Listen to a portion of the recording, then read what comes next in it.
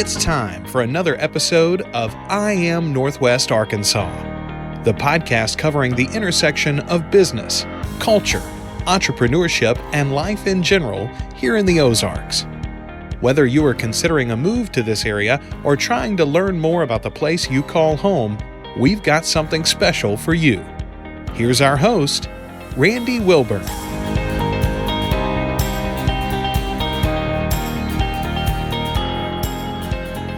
Hey folks, and welcome to another episode of I Am Northwest Arkansas. I'm your host, Randy Wilburn. Excited to be here today. And I'm really excited because of the guest that I have that I'm looking at right now. Of course, you know, as I do these videos, as I do these podcasts, I typically am looking at somebody. If I'm not physically in front of them, then it's done virtually, and it's either done through Zoom or another program that I use all the time called Squadcast. But today's special because I'm joined by Stacey Mason from the Improv Lab. And Stacey is up in Bentonville, Arkansas, and she's actually somebody that I connected with a couple of years ago. And I just kept hunting her down. And then we have mutual friends. And I think she's a good friend of one of my best friends, Mark Zweig. And she's also good friends with Anthony Sumlin. Big shout out to Anthony. Big shout out to Mark. Two very important people in my life here. Anthony is a new friend. Mark is an old friend. And those two individuals are also connected with Stacey. So there's always that, 6 degree or 2 degree of separation in the world, right? You never know who you're connected with. But without further ado, Stacey Mason, welcome to I Am Northwest Arkansas. I'm so glad to have you on the podcast. Good morning. Yes, this is a long time coming. Finally.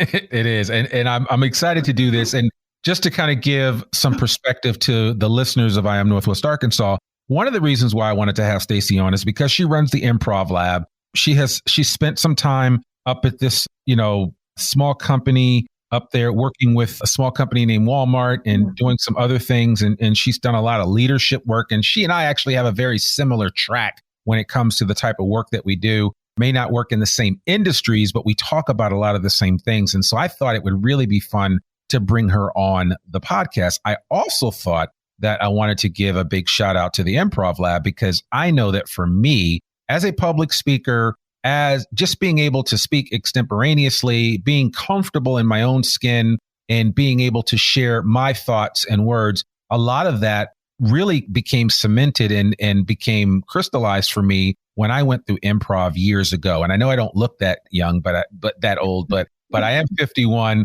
So I've been doing this for a while, but I did some improv work back when I lived in California back in my 20s. And so I got a chance and a taste of it back then. And I said, it was really a game changer for me. It actually flipped how I looked at and viewed people, how I dealt with situations that I was in. And so I said, I should have Stacey come on to talk about the Improv Lab. So that's a shameless plug for her organization, but also just to talk about the importance of what improvisation is able to do for an individual. So it's not just this will make you better at your job. It actually will make you a better person, I believe. And so, and that's a long-winded story of why I wanted to bring Stacey on, aside from the fact she's just a great person. And Stacey, I would love for you just to tell the I Am Northwest Arkansas audience a little bit about yourself. And as I told you before we started, I want to know your superhero origin story. So whatever it looks like for you when you put on your cape and you go out and do amazing things, how did you get to where you are today? Wow. I'd like to pin it on a few things, but I think as everyone else, it's a combination of things. I grew up with a bipolar parent. And so early on, I learned to pay really close attention to behavior. I became fascinated with personality, behavioral science, how people are wired, why you do what you do. And I didn't know that was happening, but I think it was happening in the back of my mind. And so when I got old enough to kind of deploy that thinking in the work that I did, it sort of snowballed, if you will, and made it really apparent that, this leadership development space, this helping people understand how they're wired, doing that in unique ways became where I knew I was going to end up spending my career. It just took me a little bit longer to get here than I had anticipated, as it does with most people. Right. Yeah. No, I know. It's so funny. I keep having this conversation with folks, especially people that are in their midlife. And Of course, I'm not going to ask you your age, but I tell people that are between their 40s and 60s that this is prime time, right? This is the chance for you to really do some things with the idea that because of technology, because of healthcare and everything else, the chances of us living a really long life nowadays are much better than even what our parents could look forward to. So, or our grandparents for that matter. So I think that there's a lot of upside and a lot of things that can be done. And so you found your groove, especially with the improv lab. You started this in 2018, but you've been doing improv for a lot longer than that, right? Yeah. Yeah. I started doing, it's funny. I stumbled upon it purely by accident. I retired from Walmart in 2008 after almost 20 years. And I was just working on either things on my bucket list or things that I thought sounded exciting or interesting or vastly different. And I randomly took an improv class in Fayetteville through Theater Squared. And it was the most stressful thing I think I've ever done. And it was hard and horrible, actually, until it wasn't. It was so interesting. I'm super structured, super disciplined. I have a methodical sort of process in which I approach everything. And improv, as you well know, it's not any of those things. And so every class, every exercise, everything was just painful. It was so painful. A true story. First class, we're going along and it's hard, it's difficult. We go to break, get a drink of water, check your electronics, whatever it is you need to do. I went to the restroom and I'm standing in the restroom looking at the window going, I think I can crawl out that window and disappear and no one will know I've been here. But then I thought, you know what? Crap. My purse and my keys are in the other room. But literally, if I'd have had my purse with me, I'd have been through the window and gone. It was the hardest thing I've ever done. Wow. Yeah, no, I it's funny because I don't know that I had that same experience, but I was very nervous, even though I was always a freewheeling person when it came to speaking and things of that nature. But improv brought something out of me that I didn't know was in me. And there was a creative animal in me that was looking to come out. And I think we all have that something lying right below the surface. And for some of us, it never comes out. That's actually the sad part about it. Some people never come to this realization that you've experienced and that you've taken a lot of your students through. And I know that's actually some of the stuff that Anthony said was really a benefit to him going through your improv lab training. And, big shout out, not just to him, but to the training itself. Because I know one time I came and spent an evening with you guys at the Black Apple, which is the cidery in Springdale. And they, you guys brought me up on stage and I was comfortable with it because I had done stuff like that before. But it just reminded me of how electric it can be when you kind of are taken out of your normal everyday routine and thrown into something and you don't really know what to expect. But I got through it. It was perfectly fine. And it was so much fun. I can't tell you how exhilarating it was on that drive home after that improv session. It was a lot of fun. Well, first of all, Anthony is an outstanding human being. We were so lucky to find him and add him to the troupe. He is amazing. Yeah. He is so good. But it's a really unique feeling to be standing on stage with your scene mates or audience volunteers, and you have nothing to go off on except the audience suggestion. And it is still astounding to me to this day, through just standing side by side with someone and a mere audience suggestion, what you can do with that for, 5, 10, 20, 30, 60 minutes. Right. It still amazes me to this day. Yeah. Yeah. I mean, it literally is the embodiment of creating something from nothing. Exactly. So it really is. Yeah, it is. So tell me, how do you kind of mate the leadership stuff together? Because you have Mason on leadership. So you do leadership consultancy and then the improv lab. How do those two kind of dovetail together for you? Well, it's interesting. What I really have is two vastly different sides of who I am. I have Mason on leadership, which basically focuses on executive coaching. So one-on-one conversations with individuals who are trying to leverage what they're extremely good at and trying to minimize a few rough edges here and there. Usually that's done in conjunction with behavioral assessment. So behavioral science, again, going back to how I grew up and what I'm fascinated with. So those two pieces of the puzzle fit really nice together. It's very heady work. It's very intellectual, very strategic, very thoughtful. And I'm drawn to that type of interaction. So on the other side of the scale, you have applied improvisation. And so that's what we do at the Improv Lab. And so what that has allowed is it's sort of an innovative platform to have all of these leadership development conversations you want to have. You're just doing it through a different lens. So if you think of every conversation that would require some sort of development in a personal or business construct, so think in terms of better communication, collaboration, innovation, problem solving, executive presence, being faster on your feet, agility, all of the competencies that we want either people or organizations to have, we are getting to those conversations through improv. So we're using improv as a tool to tee us up to these other things that we want to experience. We're just doing it through a different medium. Yeah. Long story short. Yeah, no, and that makes perfect sense. And it, again, sometimes it may even be a more comfortable way for you to kind of develop the leader within you that you didn't know was there. Because I think we all have a little leadership. We all have a leader in us. It's just sometimes it needs to come to the surface. And improvisation can actually help you bring that inner leader to the surface, if you will. So, well, here's the interesting thing. What we're doing in improv, and I try to minimize this word to some degree because I don't want it to think that it's fluffy, but we do play. We do a little bit of play. And what happens when people play is they forget to self-monitor.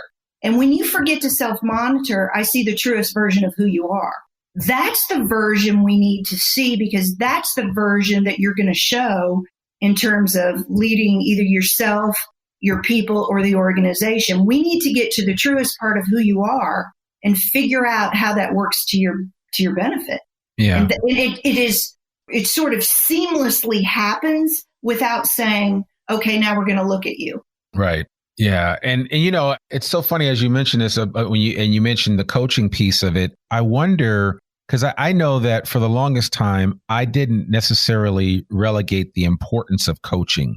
I didn't put it in its proper place. Now, years later, I see coaching in a totally different light. We almost all need coaches. But what would you say to people that have heard about coaches and said, well, that's probably not for me because I'm not an executive or I'm not a leader in my organization? I mean, how do you kind of share that information about the importance of coaching and what it brings to light for an individual, right? Yeah. Here's the problem with the word coaching. It used to have a bad connotation, particularly in a Walmart frame. Years and years ago, old history, coaching meant you were sort of in trouble. You had done something that needed to be corrected. It was punitive.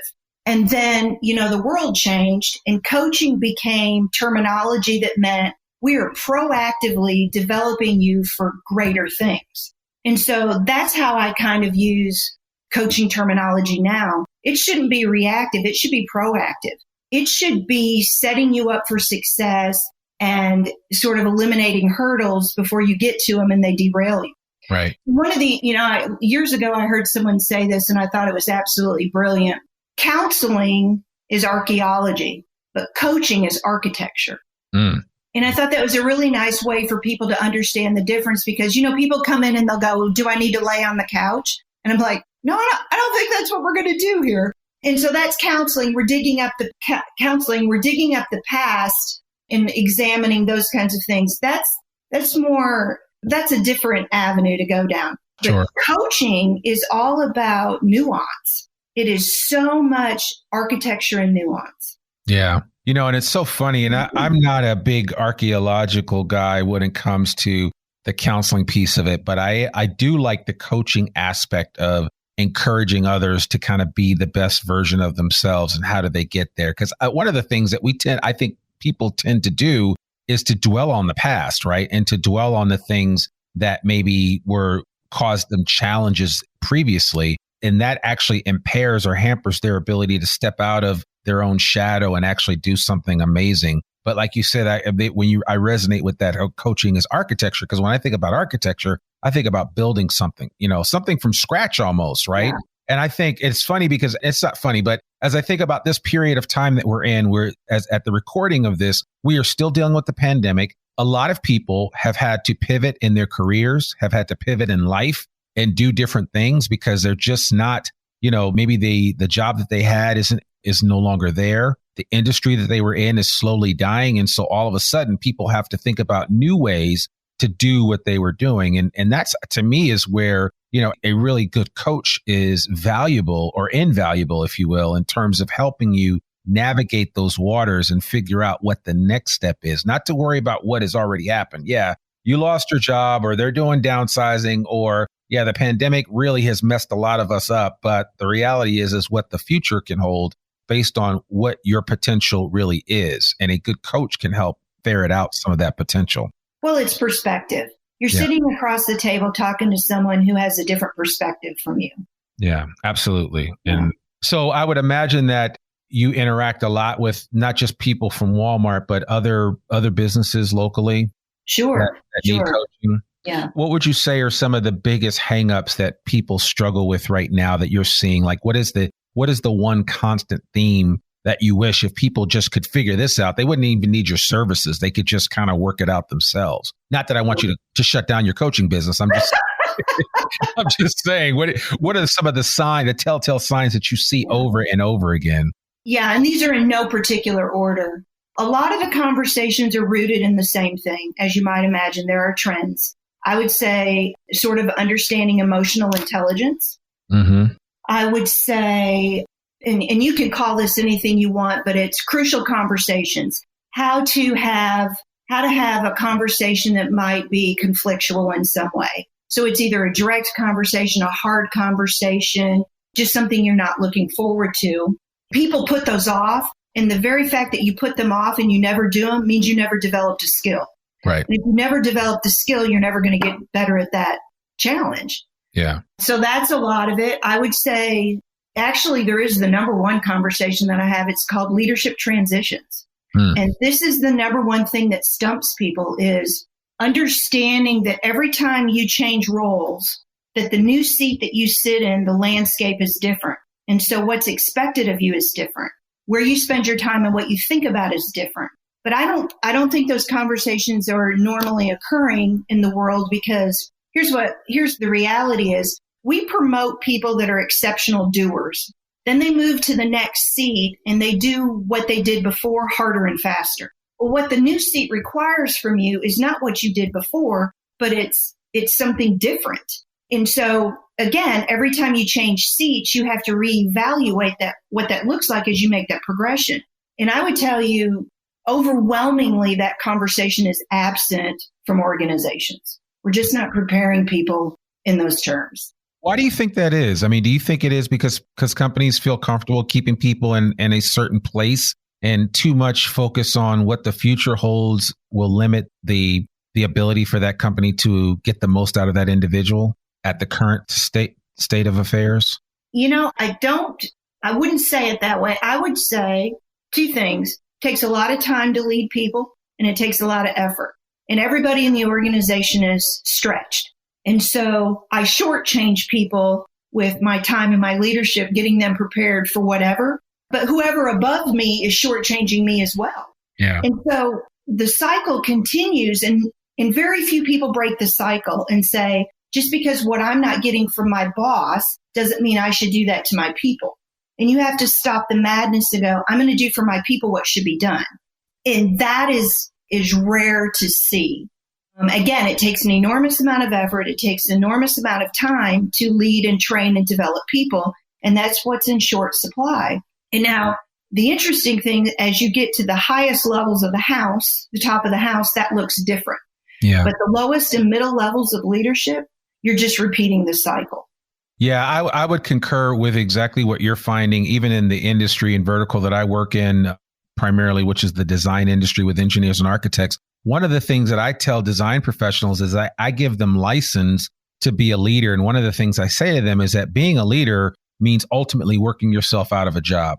meaning that you create an opportunity for somebody else to step into what you're doing so that you can then go on and do something else. And it might be totally different than what you're currently doing. Unfortunately, a lot of people hold on to something so tight because they don't want to let it go. They don't want to relinquish their responsibility. But real leadership is basically creating an opportunity for somebody to step into your role so that you can go and do something else. And I would venture to say that, and every person that I ever press, whenever I share that statement, people, it's kind of like a light bulb goes off and it's that aha moment, like, man, I never looked at it that way. I just felt like I was just doing my job and I need to continue to do it this way. But no, there's actually something I really want to do, but I can't do that if I create a vacuum by moving out of my current position into something else. And the way you avoid that vacuum being created is by creating an opportunity for somebody below you to step into that, because that might be their opportunity that they're really looking forward to. Totally agree. It's the permission, and now it's the skill set to actually do it. Right. Because the skill set looks very different. If I'm just leading myself as an individual contributor, that's one thing. When I get promoted and now I'm leading people, that's a different skill set. Then the next seat, I'm leading multiple people who are leading people. Right. And that's a different skill set. And then the next chair, I'm leading an entire function of an organization. And just, you have to extrapolate what that means as you change chairs. Now, most of these folks are quite capable of doing it. They've just never thought of it in those terms. And so to have the discussion and set that in motion is generally what the coaching brings to the table. Yeah. Yeah. No, it makes perfect sense, to kind of think that way. And again, I think it is really a change. You have to be intentional about that thought process. Otherwise, it will never happen. And that happens. When I say intentionality, I use that word a lot. It has to happen from the top down, because if the C-suite isn't intentional about bringing about that change and seeing the progression happen, then it will never happen. Agreed. Yeah. Agreed. So it's a challenge. So what do you think about, and I mean, you've been here for a while. You've been here a lot longer than I have. I got here in 2014, so I'm a young head when it comes to living in Northwest Arkansas. What do you think about the progression and the change here in Northwest Arkansas? Because you've seen it. You're not originally from here, right? No. We moved here in 1998. Okay. So you've got almost 23 years. I've got 6 years. So my perspective is much different than yours. You've seen Bentonville change overnight from a small town to what it is now and to what it's about to be in the next few years when this new campus is built. What do you think about Northwest Arkansas as a whole? It's interesting. When we moved here, it was just sort of a sleepy town. Walmart was a big name, but back then Walmart wasn't sexy and sophisticated. No. That's not what they hung their hat on. Right. They were old school, true to their roots.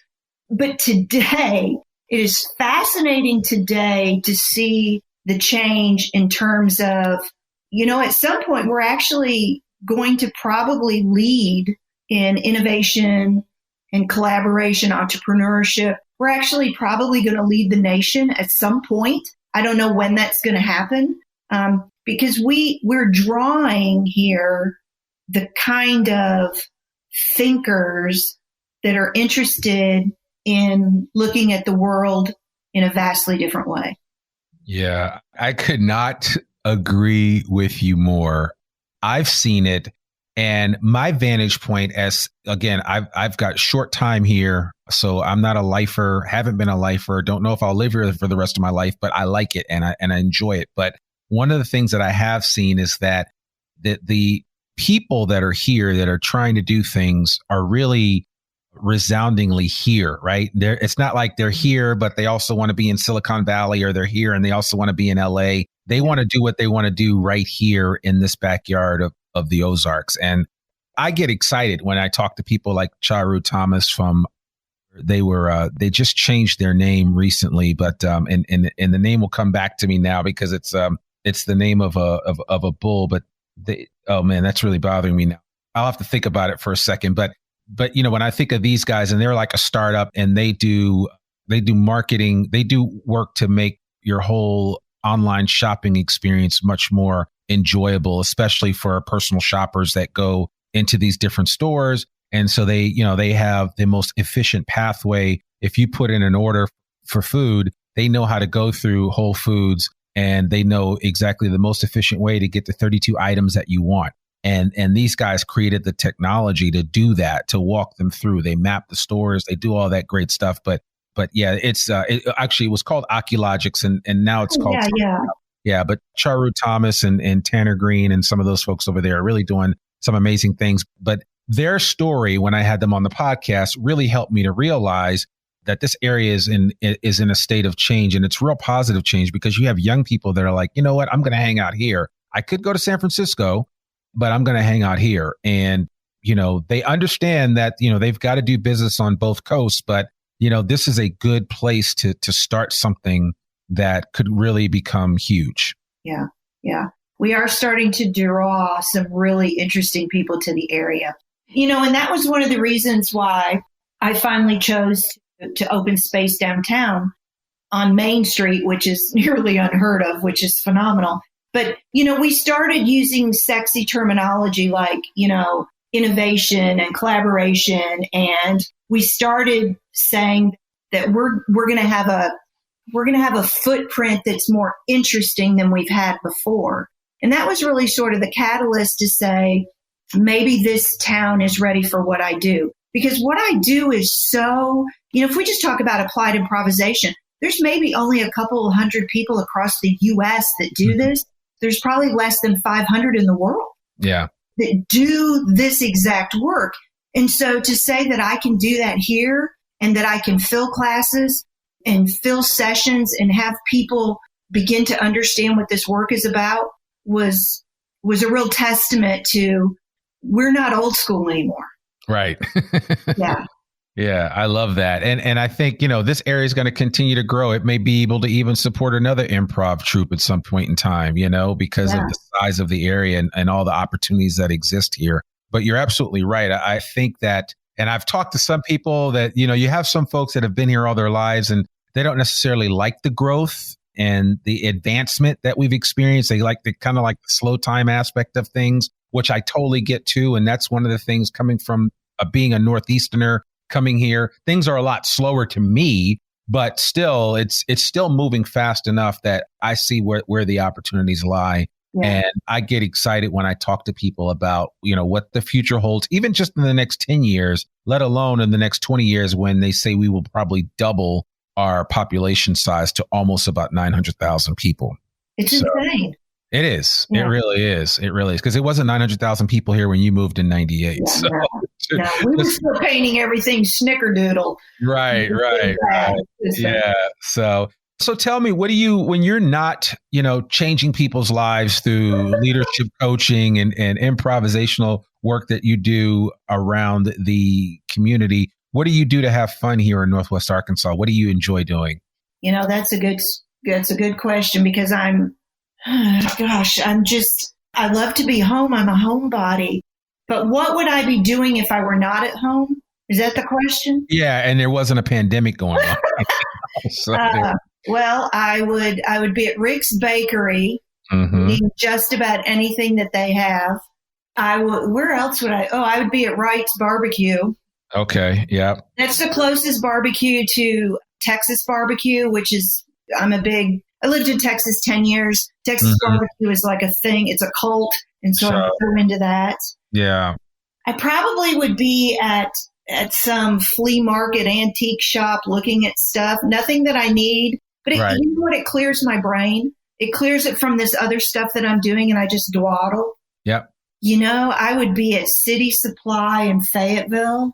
Same thing. Okay. They have a book selection that I just love. I'm a big reader, but I like unique books. And okay. They have a great book selection. What was the last good, unique book that you read?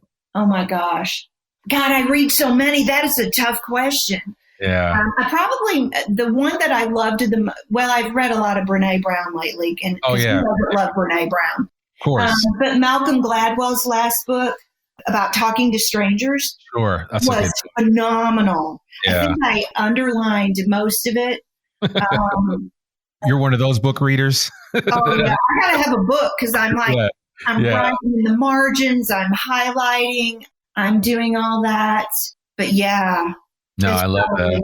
Yeah. I love that. So, okay. Well, no, that's good. And I love good books. And I think what Brene Brown's book was, it Daring Greatly, I think was excellent. I thought that was a really good book. And her podcast, which if people that are listening to this, because you love my podcast, or you like listening to podcasts, you should definitely check out Brene Brown's podcast. It comes out once or twice a week. She's had some amazing people on there and definitely worth listening to. Now, Malcolm Gladwell also has a podcast, which is really interesting too. He's a very unique character. Outliers was my favorite book that I read about him, that I read by him, but Blink was also good. I mean, he's written a number of really great books. So we probably have read some of the same books, but yeah, I love sitting down to a really good book. And actually my wife and I were talking because recently, she told the kids how many books she read in a year. And they were like, oh my gosh, that was insane to them. And, because how kids are, they're like, the reading is such a chore to them.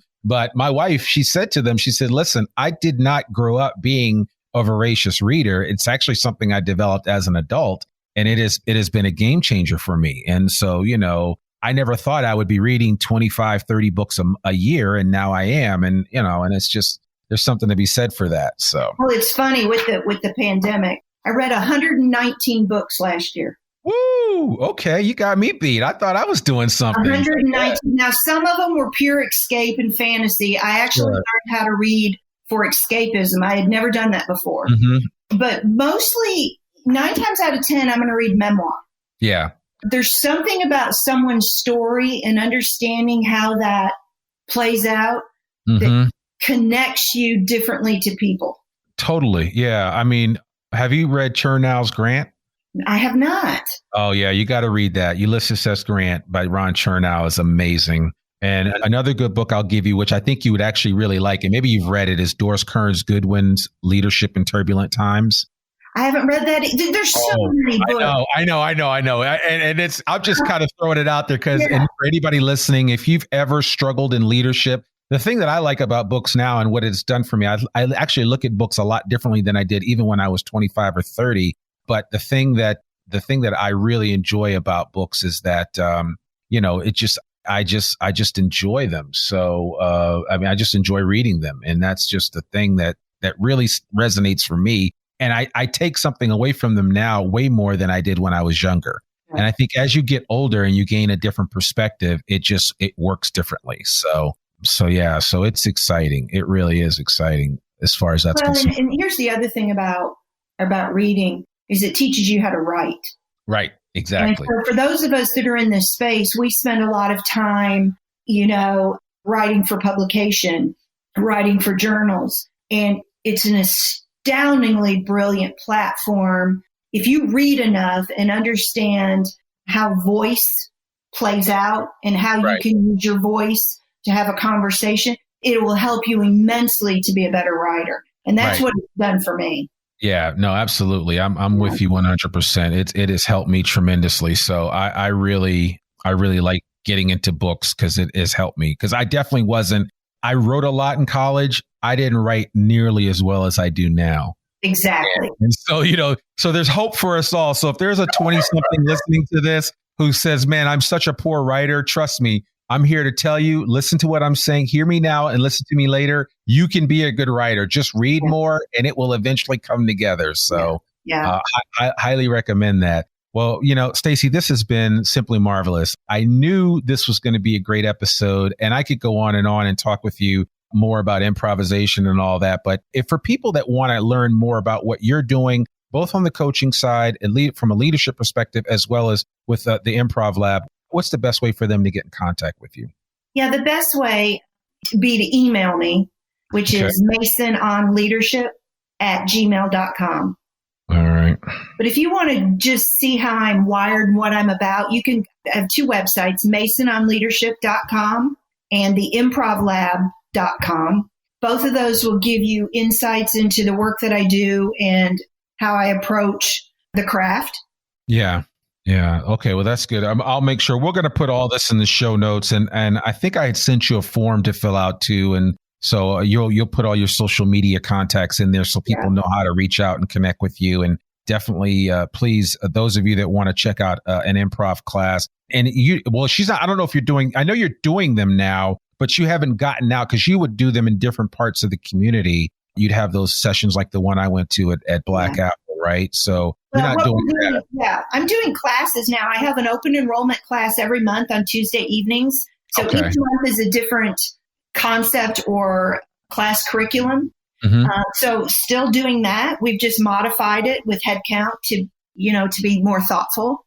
Sure. We still do third Thursday improv, third Thursday of every month. Okay. Random people gather and we play, build community, laugh, giggle, whatever it is that you do. I'm still doing customized sessions for clients. Nothing really changed. We're just being more thoughtful about how we do it and creating more space in the room. Yeah. Okay. All right, cool. Well, there you go. I'll make sure that people have all your contact information in your website so they can go there and check it out. Maybe somebody wants to hire you to come into their company, or they just want to come and spend time one night just going through the improv program. So I think that would be great. Yeah, that would be awesome. So, well, thank you so much for joining us on I Am Northwest Arkansas. We really, really appreciate it. And we appreciate all that you're doing here in this community. So keep up the great work and, let us know if there's ever anything that we can do for you. Well, thanks, Randy. I am sorry it took us so long to finally get this together, but it was worth the wait. You have just been delightful, and I knew this would be amazing. Thank you. Thank you. Well, folks, that's another episode of the I Am Northwest Arkansas podcast. To learn more about us or to read or download the show notes from today's episode, visit IamNorthwestArkansas.com. You can listen to this podcast and sign up for our free newsletter to keep up with us and all things NWA. Sign up today. You can subscribe to the I Am Northwest Arkansas podcast wherever you listen to it. And please consider rating and reviewing us on Apple Podcasts. Our podcasts come out every Monday. I'm your host, Randy Wilburn. We'll see you back here next week for a new episode of the I Am Northwest Arkansas podcast. Peace. We hope you enjoyed this episode of I Am Northwest Arkansas. Check us out each and every week, available anywhere that great podcasts can be found. For show notes or more information on becoming a guest, visit IamNorthwestArkansas.com. We'll see you next week on I Am Northwest Arkansas.